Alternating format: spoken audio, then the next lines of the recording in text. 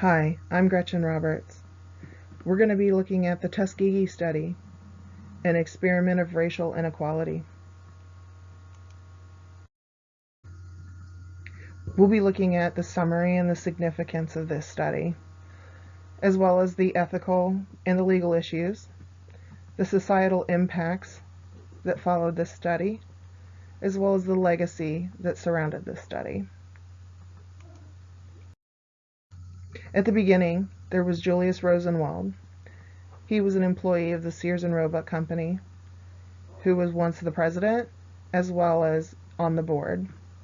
He also was a great philanthropist, and he founded what was to become known as the Rosenwald Schools. Year one, he funded the syphilis eradication program to help treat and cure syphilis because he knew it was such an important disease to conquer. This was known as the Perrin Study. It focused on 6 southern states which were highly infected. The national prevalence of syphilis was 4 per 1,000. In the African American community, it was 7.2 per 1,000. However, in Macon County, Alabama, where Tuskegee was located, it was an astonishing 360 per 1,000 African Americans afflicted with syphilis. This made it the ideal location for this study. Started off with the best of intentions, but in year 2, the Great Depression wiped out funding, causing the government to take over and the Perrin Study to halt and change directions.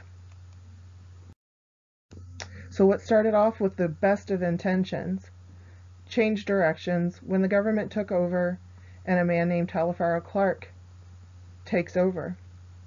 He had 2 main objectives. Objective 1 was the most important to him.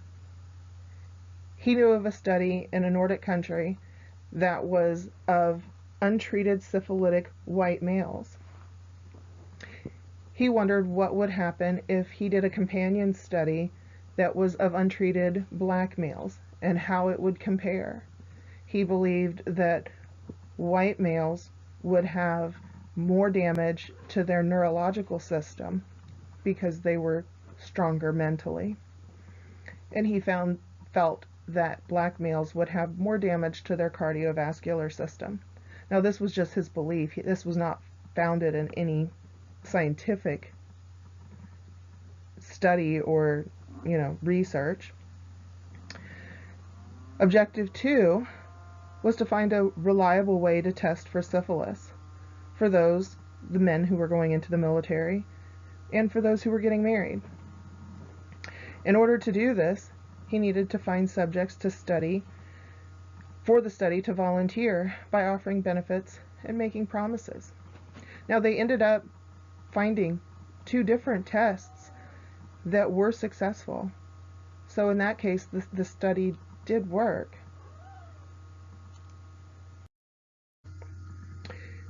So bad blood and deception. Sorry for the noise.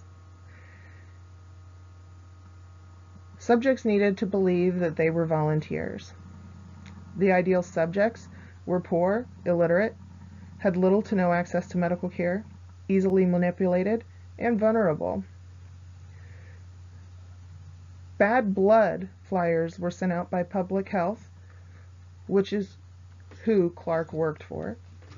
These flyers were sent to churches in Macon County.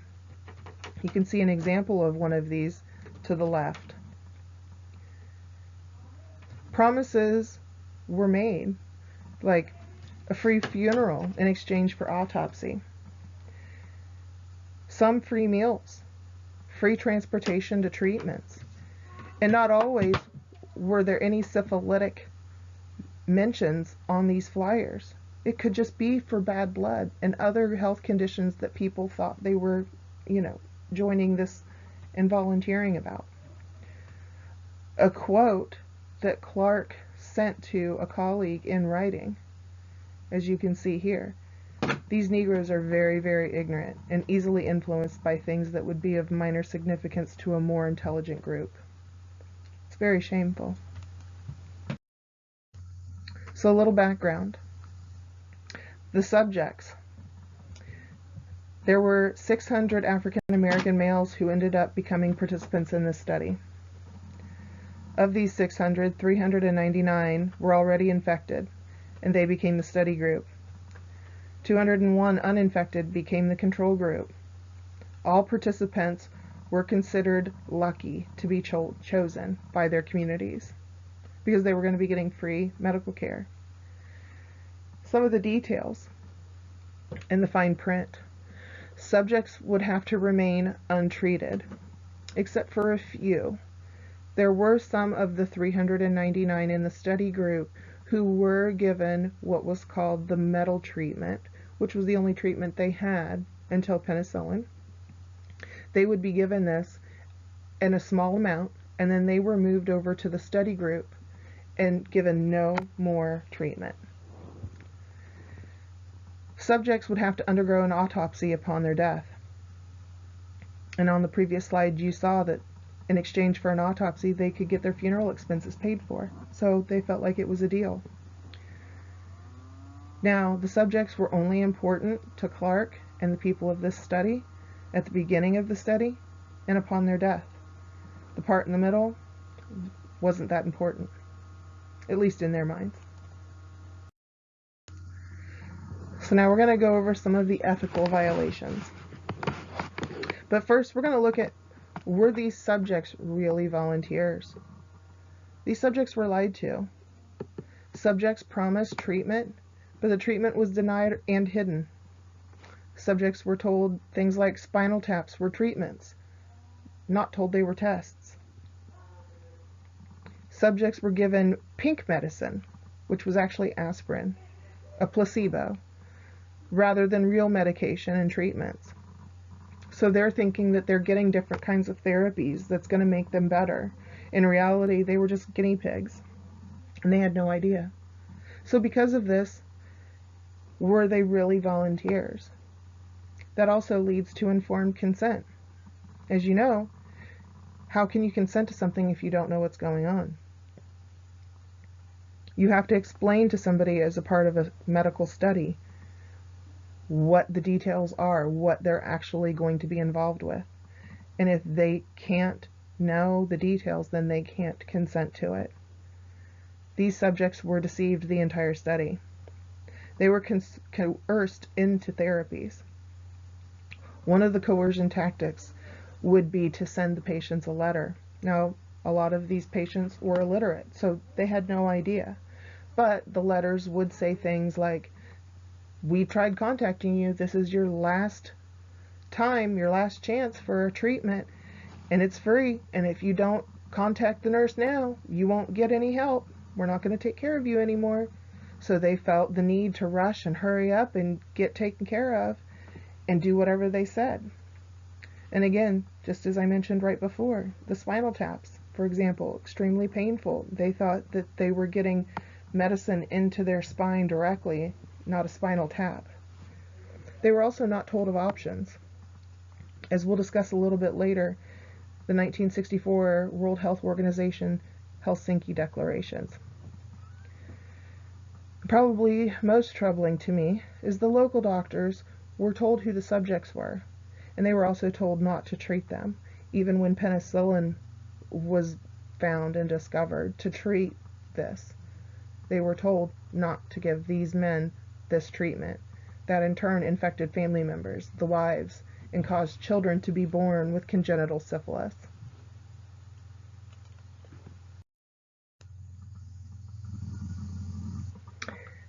Beneficence is another ethical violation. There's an expectation of some benefit when beneficence is discussed. You would think that there's going to be some treatment or cure when you sign up as a volunteer for a study, especially when one is available. You would believe that there is no additional harm going to be done to you, that no procedure will be done for the sake of just to do it. However, this experiment was designed to be of no benefit or therapy. Now, what could have been done? Penicillin was developed in the late 1940s. Subjects were denied the metal therapy and penicillin. The first report written was in 1936. The experiment was made public the entire time and was in medical journals, so this was not a secret. Public health had no plans of ending this study, and the CDC determined the study should continue in 1969, and the American Medical Association backed them up.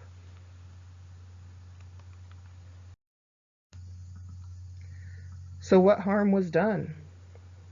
The immediate family and generations of family members were impacted. As I said, wives were affected, or infected, I should say, and children were born with congenital syphilis. Who knows how many people were sick because of this for generations down the line. Tuskegee University was shamed for the association with this. African American population has a loss of faith for any kind of hope and assistance. Help. Even today, you see this. African American communities are fearful and distrusting of medical establishment for care, for treatment, for vaccines, for medicines. This can be shocking, especially when you consider that there are people in this world who will avoid going to the doctor simply because they're fearful because of this study. Now, justice is another ethical violation. The most vulnerable people should not be used and abused. People like children, prisoners, mentally incompetent, the poor. They should not be targeted for situations like this. It's just not right. Now, this one might be a little bit different as an ethical violation, but a well-designed experiment. This was violated. It was not well designed. It was actually designed to fail. The anticipated results should have a chance. The risk should not be in vain. It's violated when the patients who were infected were given a small amount of the therapy. Then they were swapped to a different group and then denied treatment. That invalidated the whole experiment. It made it invalid. So there, right there, put this whole study to be in vain. It's not a well-designed experiment. Now, there are legal issues at play here as well. The ethical standard emerged that biomedical research should not be made by a closed medical caste system, meaning doctors and researchers should not be the ones to establish what they are doing, that it is ethical, but rather that an outside source should be. Meaning, they should not be saying, yeah, this is ethical. They should not judge themselves. The Alabama law of 1927, which was in place before this all started, mandated that treatment of syphilis has to be given. It wasn't. So right from the very beginning, this was illegal. The 1946 American Medical Association issued a report of voluntary consent. Now, since this was issued in 1946, this was not in place at the beginning of the experiment, but once it was in place, it should have been implemented, meaning that once it was issued, they should have gone to the participants and given them this report and said, hey, you've got to voluntary consent, and if you don't, then it's done, you're over. You don't have to participate. In 1946, the World Health Organization issued the Helsinki Declaration, which is the basis of informed consent for biomedical research. Also, the civil rights of all of these participants were violated. The 13th and the 14th. Involuntary servitude and equal protection under the law. Now, there are many societal impacts as well. Lasting damages of this study continuing on today. For example, in 1999, a survey found that 80% of African Americans believed that subjects were infected with syphilis intentionally. The life expectancy fell by 1.4 years due to the Tuskegee experiment and mistrust of the government and the medical community, meaning that patients refuse to go get medical treatment and care because they're so distrustful. And it cost them almost a year and a half of their lives. They could be living longer if they would seek treatment earlier. African Americans are 4 times more likely to know about the Tuskegee trials than white men are. For example, when I told my husband about this assignment, he had no idea what this was. And I feel like that's sad. Up to 30% of African Americans believe that the AIDS-HIV crisis could be a genocidal tactic against the population and or another experiment similar to Tuskegee. And of course, there is a higher distrust in government and medical communities based on this study.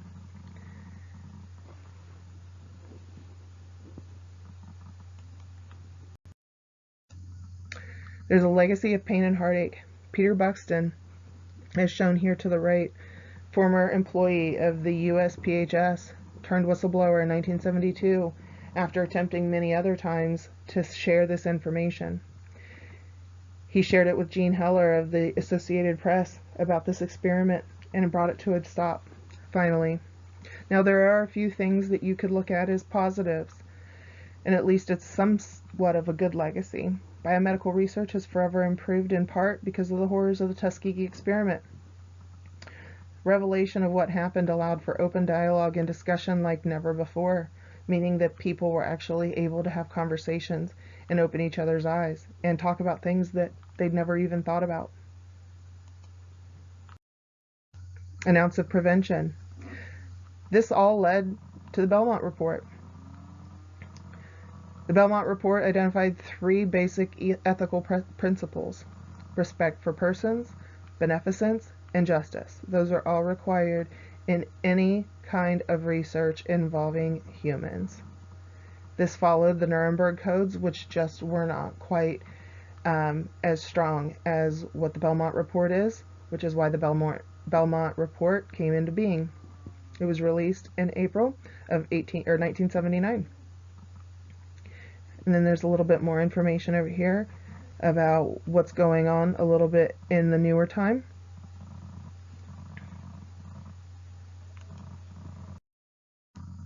And then here is a quote, part of a speech that was given by President Bill Clinton in Tuskegee, Alabama in 1997, where he apologized for all of the things that happened to a few of the people who were survivors and the representatives of their families. It says, the United States government did something that was wrong, deeply, profoundly, morally wrong. It was an outrage to our commitment into integrity and equality to all our citizens, to the survivors, to the wives and family members, to the children and grandchildren. I say what you know. No power on earth can give you back the lives lost, the pain suffered, the years of internal torment and anguish. What was done cannot be undone, but we can end the silence. We can stop turning our heads away. We can look you in the eye and finally say, on behalf of the American people, what the United States government did was shameful, and I am sorry. The people who ran the study at Tuskegee diminished the stature of man by abandoning the most basic ethical precepts. They forgot their pledge to heal and repair. They had the power to heal the survivors and all the others, but they did not. Today, all we can do is apologize. But you have the power, for only you, that is Mr. Shaw, and the others who are here, the family members who are with us in Tuskegee, only you have the power to forgive. Your presence shows that you've chosen a better path than our government did so long ago. You have not withheld the power to forgive. I hope that today and tomorrow, and that every American will remember this lesson and live by it.